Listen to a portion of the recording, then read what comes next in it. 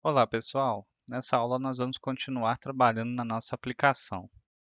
Muito bem, pessoal. A primeira tarefa que nós vamos fazer na nossa aplicação, então, é definir tipos em TypeScript para descrever os dados que são retornados aí pelo nosso back-end. Então, para começar, eu vou abrir aqui a resposta, né? Os endpoints do back-end que nós vamos tratar no momento são esses dois. O barra calendars, que traz uma lista de agendas, né? Então aqui, por exemplo, tem uma lista com duas agendas, uma pessoal e trabalho, com esse formato de objeto aqui, né? O objeto tem um ID, um nome e a cor.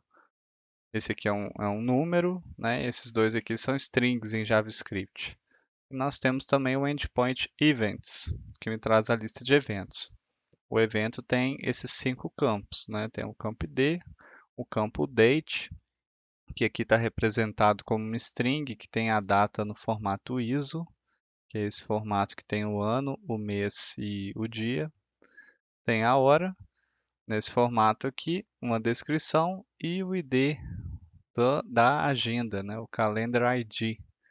Então, dado que nós temos essas duas respostas, né? Nós temos aqui dois tipos de objeto, vamos declarar interfaces em TypeScript para representar cada um desses objetos, que nós vamos precisar trabalhar com eles ao longo de todo o código, então é importante a gente tipar esses objetos adequadamente.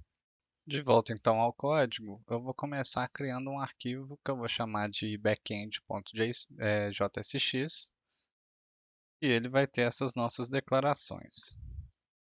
Então, vou começar declarando uma interface para representar uma agenda, que eu vou chamar aqui de calendar. Mas aí, para diferenciar interfaces de outras declarações em TypeScript, é comum usar a convenção de iniciar com o caractere I de interface, né, para as interfaces que a gente declarar.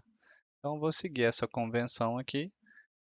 Então, coloquei ali Export Interface e Calendar, né? Aqui no... perdão, eu criei a extensão do arquivo errado aqui, é TSX, né? Vejam que até deu um erro ali, porque eu estava escrevendo código TypeScript no arquivo JavaScript. Agora sim. Então, nessa minha interface, o que eu vou ter aí de campos, né? Então, a gente vai olhar aí para a estrutura do o nosso back-end. Então, vou pegar aqui um objeto, vou copiar esse código para a gente ter como base aqui. Então, esses são os campos que existem na nossa interface. Como é que eu vou declarar aqui? Então, vou declarar um campo ID. Qual que é o tipo dele? Tipo number. Campo name, do tipo string. E, por fim, a gente tem aí o color, que também é uma string, né? Então, com isso, a gente tem a nossa interface já e calendar. E agora a gente pode fazer a próxima, que é a para representar o eventos, que eu vou chamar de event. Mais uma vez eu vou pegar aqui no meu back-end um objeto desse tipo para a gente ter como referência aqui e criar os campos. Então ele tem também um campo ID, o segundo campo é um date, e o campo date ele vai ser representado por uma string no formato ISO. Nós temos o campo time, que também vai ser uma string, a descrição do evento, que é do tipo string, e por fim o calendar ID, que é um campo do tipo number, né? É o ID do calendário, que é o mesmo campo que tem aqui em cima. Pois bem, falta um último ajuste no nosso interface event, que é sobre o campo time. Se a gente observar na resposta aqui do backend, nem todo evento tem o campo time, né? Então esse é um campo opcional. Pode ser um evento que é o dia inteiro, aí não tem uma hora específica, ou pode ser um evento com uma hora específica. Então, para a gente conseguir representar isso adequadamente, a gente tem que indicar que esse campo é opcional. E a gente faz isso usando essa sintaxe aqui, interrogação, dois pontos na frente do campo. Então, com isso, o campo vai ser ou uma string ou ele não vai existir, ou seja, vai ter o valor undefined, né? Então, se a gente até passar o mouse aqui em cima desse campo, o tipo dele agora vai ser string ou undefined por causa desse modificador, que é a interrogação dois pontos. Então, agora a gente já tem as interfaces aí para os nossos objetos. Então, agora que a gente tem nossas interfaces, como é que nós usaríamos elas, né? Para completar o código, vamos desenvolver já funções para fazer chamadas ao nosso back-end, que a gente vai usar futuramente na aplicação. Então, eu vou criar uma função aqui que eu vou chamar de getCalendarsEndpoint, que vai chamar o endpoint barra calendars, e essa função a gente já vai tipar ela com as nossas interfaces. Bom, para fazer a requisição, eu vou usar aqui a própria API FET nativa, né, do navegador. Então, quando a gente chama o FET, a gente passa aqui primeiro uma string, que é a URL. Então, aqui no caso, eu vou, por hora, colocar aqui na mão, né, o endereço certinho. Então, é http localhost 8080, que é a porta que está rodando no meu back-end, /calendars. E isso daqui é o que eu vou fazer então a requisição. Eu não vou precisar passar nenhum parâmetro a mais por hora, então eu posso apagar aqui o segundo parâmetro da função fetch, que é o parâmetro options, mas eu preciso agora tratar, né, essa resposta que vai chegar aqui para mim. Então, a gente pode aqui usar a nossa função den, né, o den vai receber uma resposta, que eu vou guardar aqui na variável resp, e aqui dentro a gente precisa tratar essa resposta, né? Bom, assumindo que o nosso endpoint retorna um JSON, a gente precisaria chamar a função JSON dentro do objeto resp, e na verdade a gente tem que retornar esse objeto aqui. A função JSON ela vai retornar uma promise, tá, pessoal? E se a gente retornar aqui uma promise dentro do callback do den de uma outra promise, esse resultado final aqui vai ser a promise resultante da chamada mais interna. Mas aí o que tem de interessante aqui em usar TypeScript é que a gente pode tipar, inclusive, esses resultados aí da chamada ao back-end. Como é que a gente vai fazer isso? Bom, a nossa função aqui, resp.json, ela vai retornar o resultado promise de n, né? Lembrando que o tipo n é um tipo, né, em TypeScript que pode ser qualquer coisa. É como se o compilador não fosse verificar, ele vai aceitar tudo. Tudo que você quiser tentar fazer com essa resposta, ele vai assumir que está correto, porque n a princípio pode ser qualquer coisa. Então, basta a gente fazer agora é o seguinte: a gente sabe que essa resposta não vai vir um resultado qualquer, né? Ela vai vir um array do tipo calendar. Então, aqui, se eu colocar que o tipo de resposta da minha função getCalendarsEndpoint for um promise de iCalendarArray, então aí quem chamar essa função agora, né, já vai ter um tipo mais específico e ele só vai conseguir utilizar essa promise, né, utilizar o valor retornado pela promise como um array de iCalendar, que é o que a gente quer, né? Então, a partir dessa definição aqui, a nossa resposta da função ela está tipada, né? O tipo está definido. E a gente pode fazer a mesma coisa aqui para o getEventsEndpoint. Mas nesse caso, né, a gente vai retornar um array de event. E eu vou mudar aqui naturalmente a minha URL para o valor correto. Então agora sim a gente pode usar isso daí na nossa aplicação. Então vamos fazer um teste. Primeiro, essas funções que eu declarei aqui, eu preciso exportar elas para que eu possa usar de um outro arquivo. Então isso aqui eu vou colocar um export na frente aqui das duas. Eu estou exportando as interfaces também, porque pode ser necessário referenciá-las diretamente em outros arquivos. Esse arquivo aqui ele é um módulo, né? Um módulo JavaScript, então a gente precisa fazer esse export. Então vamos voltar agora para a nossa aplicação, né? Então, primeiro, vou apagar algumas coisas que a gente não vai precisar por enquanto.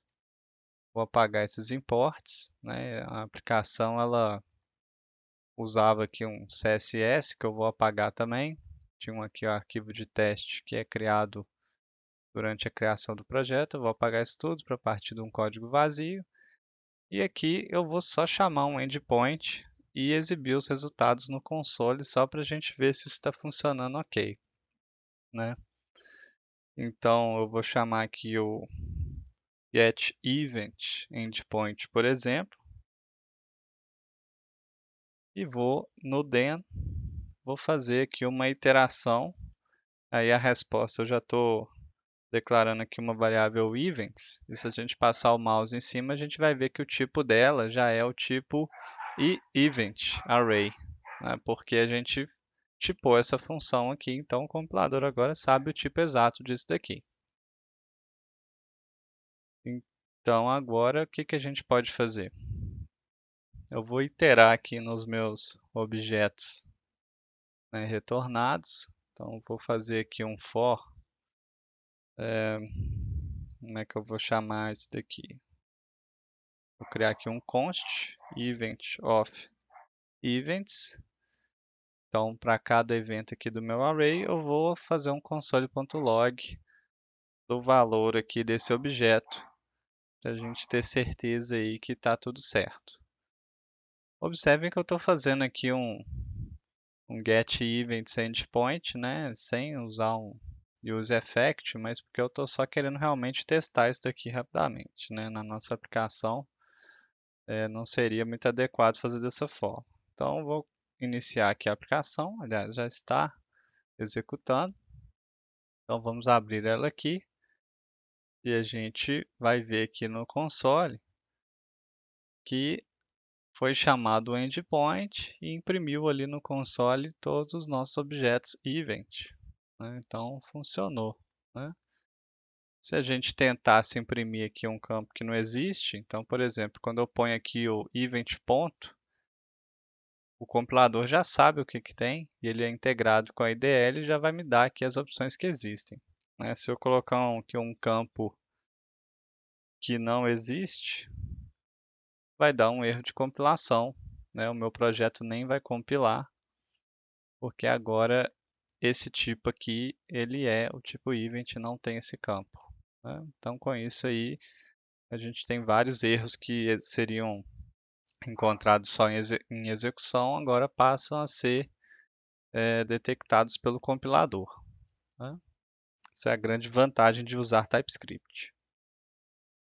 Pessoal, um ponto de atenção quando trabalhamos com TypeScript é importante ficar atento a qual versão está sendo utilizada pelo VS Code, né? Por padrão, o VS Code ele vai usar a versão, aqui no caso o meu é 4.2.4, que é a versão mais recente, né, que é integrada aqui com o VS Code. Mas quando a gente está trabalhando num projeto, é interessante, num projeto React, é interessante que o VS Code use exatamente a mesma versão que o Create React App estiver usando.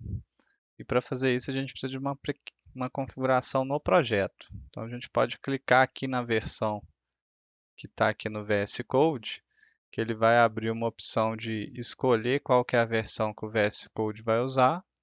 Então, vamos colocar aqui Select TypeScript Version. E nas opções, em vez de usar Use VS Code Version, a gente vai usar a versão da Workspace. Ou seja, ele vai usar o TypeScript que tiver instalado no Node Modules. Quando a gente escolhe essa opção, é criado um .vs Code na sua Workspace com essa configuração. TypeScript.tsdk, apontando aqui para o Node Modules TypeScript/lib. Então, dessa forma, a gente sempre tem a mesma versão aqui do Create React App e usada no VS Code. Isso, por exemplo, não vai fazer com que você veja um erro aqui exibido na IDE que vai estar diferente que pode existir ou não num erro que vai estar lá no Create React App por causa de versões diferentes do TypeScript. Então é bom ficar atento a isso. E por fim, já que a gente tem aqui está mexendo aqui nas configurações do nosso workspace, eu já vou fazer duas configurações aqui que eu gosto. A primeira é que eu vou configurar o Prettier como formatador default aqui do nosso projeto. Então, para isso, eu vou precisar da seguinte configuração. Eu vou ter que colocar aqui no nosso settings essa configuração aqui, ó, editor.defaultFormatter e o ID do formatador do Prettier, que é a extensão Prettier do VS Code.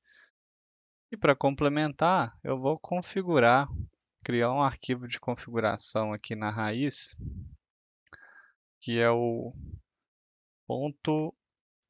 .prettierrc, é um arquivo de configuração do Prettier, porque eu gosto de aumentar um pouquinho, né, o tamanho aí da linha de código, porque por padrão ele quebra a linha com 80 caracteres em geral. Eu quero aumentar aqui um pouquinho para 100, porque eu acho que 80 é um valor muito baixo, né? Isso é mais uma questão aí de gosto. Aí agora a gente pode inclusive salvar. Uma última configuração. Eu gosto também de configurar aqui para formatar o arquivo quando salvar. Eu vou mudar aqui para visualização pela interface, que é mais fácil de achar essa configuração. Aqui, ó, Format on Save. Vou marcar essa configuração. Marcando isso, ele coloca aqui no nosso settings.json e agora está tudo pronto. Então agora se eu vir aqui num arquivo qualquer, editar e salvar, ele já formatou aqui para mim com o Prettier. Então a gente fica com a formatação bem consistente entre os arquivos, né? Toda vez que salvar, ele já vai formatar para a gente. Com isso a gente tem aí o nosso projeto então configurado. Em resumo, nós então criamos o projeto React e usamos a opção de template TypeScript para já criar com a estrutura preparada para TypeScript. Definimos tipos que nós vamos usar aí ao longo do projeto e nós vimos como o compilador nos ajuda aí a identificar erros, né, de programação usando a linguagem TypeScript. Então agora até o próximo capítulo.